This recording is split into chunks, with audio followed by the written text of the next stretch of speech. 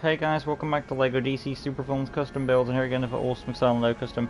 And today, continuing the Customs LEGO DC Superfilms Custom Builds, and of course then the Hobgoblin from the animated series of Spider-Man, or the 90s cartoon, if you want to prefer that.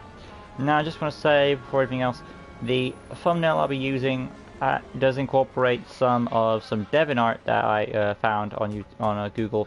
So credit to the artist who made the Devon art will be put into the link into the comment section of this video. So thanks to that guy. Like your artwork, and it is really good. So keep it up.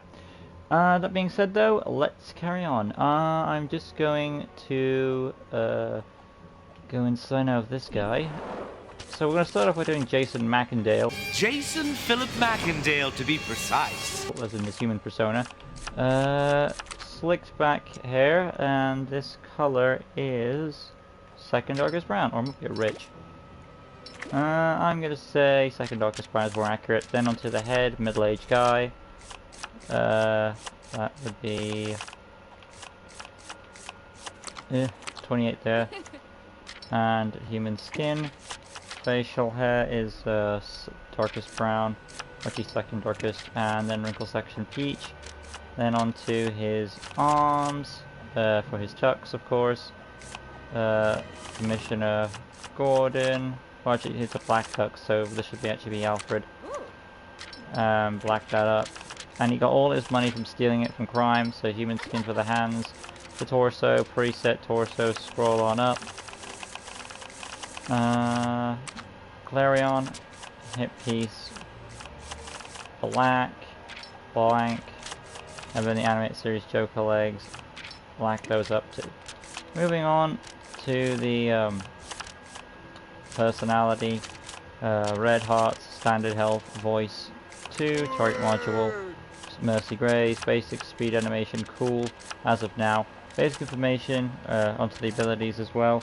Tap square for the fighting, lunge attack is a 2, tap circle, tactive mode, hold circle, charge action number 2, X button, single jump at this point. Scroll on down to the tracking, illumination, stealth, there we go. Basic information, at this point neutral character wouldn't join these guys, and there we have Jason Macendale. Now we're going to go outside, show off the abilities, and then we'll do him as the Hobgoblin. Chat spiking up. Make Judge Doom during October, do my best. Bob and Snick from Little Monsters, maybe Magpie from DC Comics, up to chat. Alright, outside we go, showing off the abilities, and then I'll be doing Hobgoblin. Do. Tap square fighting, hold square lunge attack, tap circle tactive mode, hold circle charge and action and barrel drop respectively. Now we've done Jason Macendale, we can do Hobgoblin. So walking on in.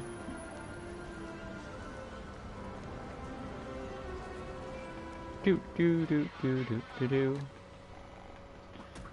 Maybe Mad Hatter from Batman Comics. Alright. I don't really count Mad Hatter as a Halloween character though. So for this, of course, the hood. Pop that in. Orange that up. Let's take a look at my shot to see what color. I think it is an orange, but I could be wrong. Yeah, it's a full-on orange. Then onto the head, of course, being Pride. Boom. It would be awesome if we had like the red eyes, but limitations. The arms, of course. These will be. Let's see. Now, most Hobgoblins tend to have a top section being a blue, and he does get blue later on down the show. But in the early episodes he had a light blue, so that's what I'm going to go with here. So that blue he's wearing it's hard to get it accurate, but I'd say the denim blue is the closest. And then of course the orange for the gloves there. The hands, orange, the torso, DSAD, so preset, and locate that, which is a bit up here. Down a peg, DSAD that, orange that up. Actually, his torso is actually a yellow, surprisingly, or an orange-yellow color. I think it's yellow, it's hard to say. I'm going to take a look at the shot here, just to verify it. Oh, yeah, it's the orange-yellowish color. Then onto the hip piece, also that color, so this would be Parademon. About there. And then the leg section. Going up, bootlegs, top section is the denim blue, the lower section for his booties. This goblin, does he have orange boots, or is it the... Oh, hold up. Yeah, it's the orange. Alright, moving on from that, his cape now, the Cape 02. An orange cape, like that, both ends. Okay, looking at it closely, his cape on the inside actually does have an ulterior, a different color. A dark red color, I would say, yeah. And there's that for you. Personality, of course, orange hearts, standard health, voice 2, target module mostly grays, basic speed, animation, cool, and then onto the abilities. He does have a firearm, so if you want to give him his gun, this would be here, and his gun is one of those laser guns. So the ray gun, light grey, so he does have that, which he tried to use to assassinate Fisk. Tap square for the fighting lunge attack is going to be a 2. I might switch that up, but for now, leave that in. Tap circle, hold up, I'm thinking about this. Let's go to hold square. I'm going to give him a beam ability for his laser. Number 1, it's like, I think it's a purple laser he had. I forgot what color it was when it shot out fired. It's been a while since I've seen that first episode, so... Oh, there's his little laser gun there, which he got from Norman Osborn. Tap circle is his, well, I should switch the detective mode to his pumpkin bombs there. And then his final ability is his razor bats. And that's the yellow for that.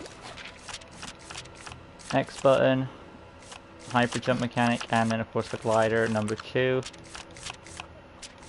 Skill set, grapple, light grey for the cable. I can get this right, and then dark grey for the grapple gun itself. And of course, in my opinion, I think the Hobgoblin of Mark Hamill's is probably the best, probably even better than the comics. Or whenever you hear the comics, you're always going to think of Mark Hamill's Hobgoblin from the animated series. Let's see, technology access for hacking into like Latondon and the Kingpin's forces. Scroll on down. Goon Command is optional, but he's more of a solo guy. Graffiti is believable. And X-ray, vision. I haven't seen him use any of those, so personally I had to say no, because he doesn't really have that on hand. And that's all there is to it. Basic information, villain, Legion of Doom, and then we have Hobgoblin. And I'll also do as a bonus his alternate look, which he gets later on in like the X-Men episodes, because some episodes he's in a brighter blue, and in some episodes he's in a more darker shade of blue. For example, if you compare the original Hobgoblin 2-parter, he's got a more lighter blue, but if you watch, say, the Mutant episode where he appears in the Mutant crossover with Spider-Man, he's wearing a more darker blue. So I'll be doing both blues. Tap square for the gun, hold square, lunge attack, well, I shouldn't say lunge attack. Hold square, yeah. Tap square for the gun, of course it's in gun mode, and then he's got like a pumpkin bomb ability there. Then you've got, alright, just to do an alternate swap on the color palette now. Sleeved arms, top section, blue, lower section is the orange gloves there. And then for the legs as well. And this is for like his later episodes when he has a different shade of blue in his costume. So you have the alternate swap there. We had a bit of experimentation. Tap square gun, hold square pumpkin bombs. Tap circle is also the pumpkin bombs, which is supposed to be... Tap circle is supposed to be where the bombs are coming from, but for some reason it's also giving me hold square as that.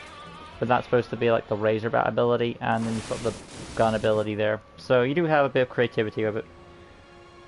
Anyway though, overall, despite a few technical swaps of the abilities, I think we did a very good job of replicating the animated series Hobgoblin with the different blues, the different abilities. You have a lot to play with it. You've got the batarangs, you've got the pumpkin bombs, the gun he has, the glider, of course.